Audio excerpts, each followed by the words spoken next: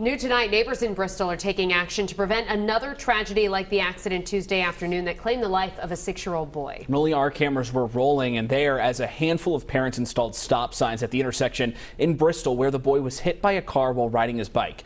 Eyewitness News reporter Kim Kalunian has been tracking this story from the beginning, and she joins us now live in studio with the latest. Kim? Well, Stephen, Shannon, I did some research today and took a look at the state law, which prohibits people from installing their own traffic signs on state roads. But these parents say they didn't want to wait any longer to try and make that area safer. And the Rhode Island DOT tells me those signs can stay. It only took a couple of minutes. A group of concerned parents hauling stop signs and buckets of concrete to the intersection of the East Bay bike path and Poppasquash Road in Bristol Friday morning. We believe is the appropriate solution for what is a very dangerous spot. Matt Hayes and Angus Davis among those taking it upon themselves to install the new signs at the path where 6-year-old Mason Stern was struck by a car and killed on Tuesday. By Wednesday, the DEM was clearing brush from the area, and the DOT was pledging to study more than 200 bike path intersections statewide. And our concern is that while, the policymakers do studies and argue over which department is responsible for the safety of this intersection, everyone agrees that there should be a stop sign here. So that's what we did, action.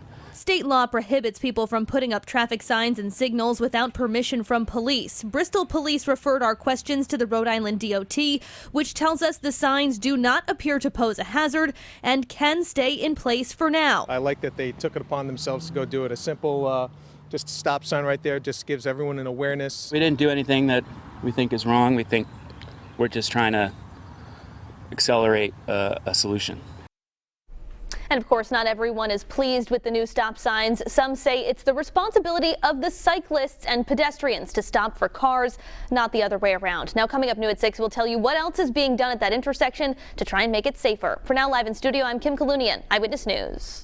Concerned parents are taking matters into their own hands, as you can see right here, following the tragic death of a young boy at a bike path in Bristol. Only our cameras were there this morning as community members placed temporary stop signs on the bike path crossing at Poppasquash Road. And tonight, the DOT tells us the unauthorized signs can stay for now. Eyewitness News reporter Kim Kalunian joins us live in studio with the latest developments. Kim? Well, Shannon, those parents say they are not trying to do anything wrong. They're just trying to accelerate the process of making that intersection safer.